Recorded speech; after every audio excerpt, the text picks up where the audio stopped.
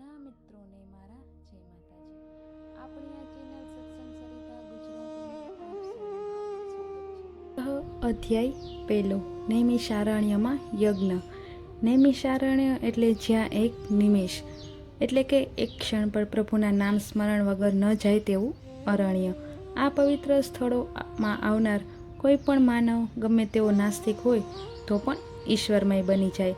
આ નૈમિષારણ્યમાં યજ્ઞ કરવાની ઈચ્છાથી શૌનક, કૌશિક, અગસ્ત્ય, ભૃગુ, ગાલવ, ગૌતમ, અત્રિ, ગર્ગ, જમદગ્નિ, ભારદ્વાજ, જૈમિની, ગૌતમ, કાત્યાયન, કપિલ, ઉદ્વાલક, જાંબાલી આદિ અનેક ઋષિ મુનિઓ અને તપસ્વીઓ પોતાના શિષ્ય સમુદાયની સાથે અહીં આવવા એકત્ર થયા.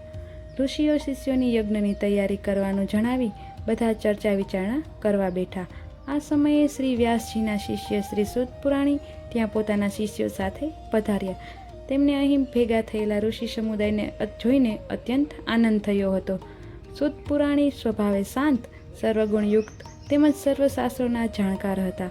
આવા સૂત પુરાણી એકાએક નૈમિષારણ્યમાં પધારેલા જોઈ ઋષિઓ તેમનો સત્કાર કરવા સામે ગયા અને તેને આદરપૂર્વક તેડી લાવી અને આસન ઉપર બેસાડ્યા. પછી તેઓ બોલ્યા, હે સૂતજી, આપ જેવા ભક્તનો સત્સંગ અનાયાસે થયો તે માટે અમે ભાગ્યશાળી છીએ. આપ અહીં પધાર્યા છો તો સૌનું હિતકારક અને જગતનું કલ્યાણ કરતા રહો. શ્રી વ્યાસજીના 16 વર્ષના જ્ઞાની અને તેજસ્વી પુત્ર શ્રી સુખદેવજી કથા કહેવાના છે અને અહીં અનેક ઋષિ મુનિઓ તપસ્વીઓ કથા સાંભળવાના હેતુથી એકત્ર થયા હતા.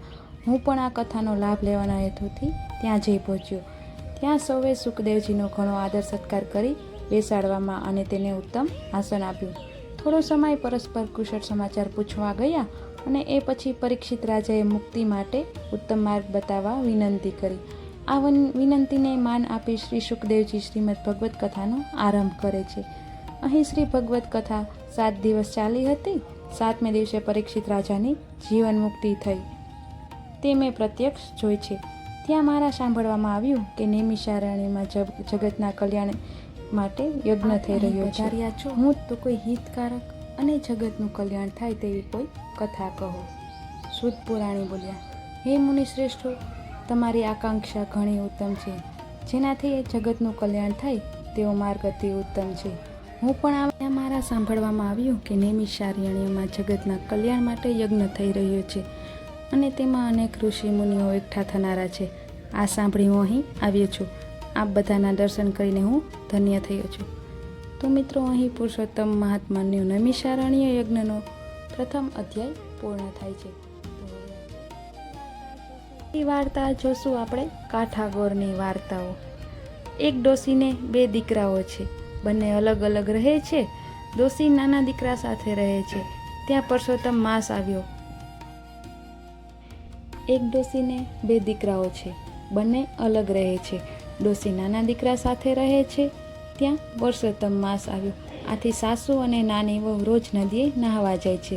વ્રત વિધિ અને નિયમનું પાલન કરે છે. પુણ્યદાન કરે છે. પણ મોટી વહુ તો કદી નદીએ દેખાય જ નહીં. એક દિવસ નદીએ જતી વખતે નાની વહુએ મોટી વહુના ઘરે જઈને કહ્યું, આજે તો હું તમને પુણ્યના માર્ગે ખેંચી જવા આવી છું. આ દબાણ સાંભળી મોટી વહુ તો છેડાઈ ગઈ. જાણી ભક્તિવાળી મોટી, મને તો ખબર પડે છે અધિક માસનું વ્રત કરનારા કેટલા વેવલા ધંધા કરે છે.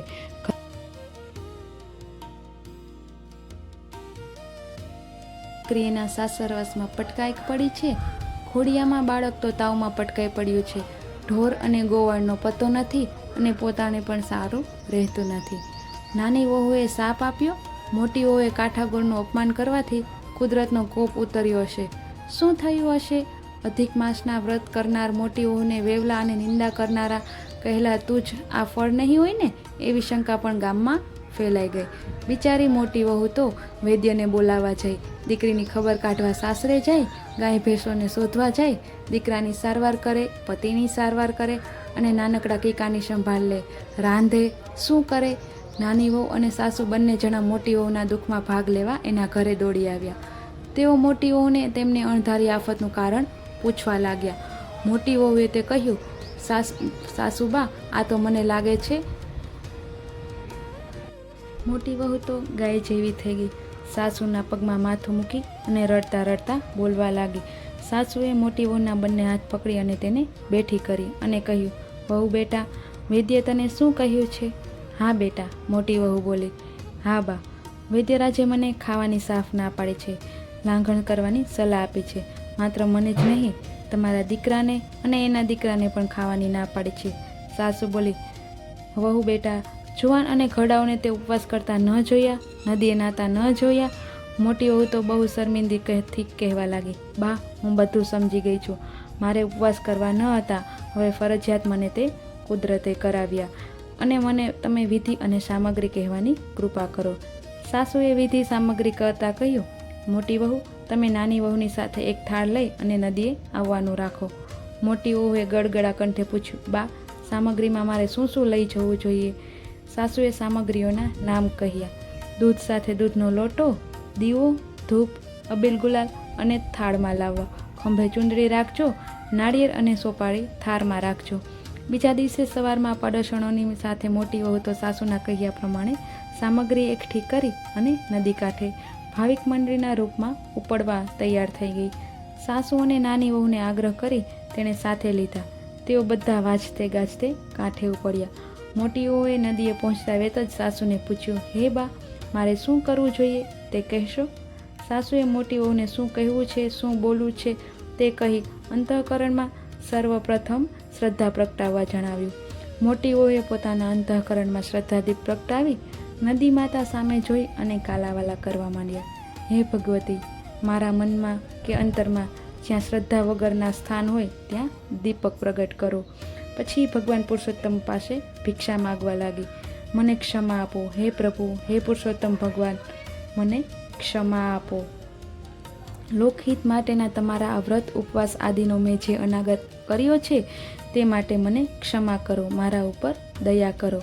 અને મોટી વહુએ વિધિ પ્રમાણે ગોરમાનું પૂજન કરી તેને ચૂંદડી અર્પણ કરી. ભિખારણ પેઠે ખોળો પાથરી પોતે કરેલા પાપનું પ્રાયશ્ચિત કરવા લાગી. આ પ્રમાણે મોટી વહુના હૃદયમાં શ્રદ્ધાદીપ પ્રગટ્યું. તેને સમગ્ર પુરુષોત્તમ માસ વ્રતનું પૂજન અને નિયમનું આદિનું પાલન કર્યું અને ઉપવાસ પણ કર્યો. પુરુષોત્તમ માસની પુણ્યકથાનું સાચા મનથી શ્રવણ કર્યું. ઘરમાં બધા ફરી વળી ગયેલા રોગો નાશ પામી ગયા. ગોવાળ ઢોર સાથે પાછા આવ્યા. બંધ પડેલા વલોણા પુનઃ ધમધમનો અવાજ કરતા થઈ ગયા. જુદા રહેતા હતા તે સાસુ અને નાની વહુ પણ મોટી વહુને પોતાના ઘરમાં લાવી સંયુક્ત કુટુંબની ભાવના પણ જાગી. હે પુરુષોત્તમ ભગવાન, આ વાર્તામાં હે પુરુષોત્તમ ભગવાન, તમે જેમ વ્રત કરનાર મોટી વહુ અને નાની વહુને ફળ્યા, તેમ આ કથા કરનાર, વ્રત કરનાર અને સાંભળનાર સૌને ફળજો. જય પુરુષોત્તમ ભગવાન. જો આ વિડીયો તમને લોકોને ગમ્યો હોય તો લાઈક, શેર અને સબસ્ક્રાઈબ કરવાનું ભૂલતા નહીં. રોજ આખા મહિનામાં એક પછી એક વાર્તા આપણા ચેનલમાં અપલોડ થતી રહેશે, તો બેલ આઇકનને દબાવીને રોજ નવા વિડીયો ભક્તિ સાથે જુઓ, સાંભળો અને પુણ્ય મેળવો. કમેન્ટમાં જય શ્રી કૃષ્ણ લખવાનું ભૂલતા નહીં. તો મળીએ આવતા વિડીયોમાં. બધાને જય માતાજી.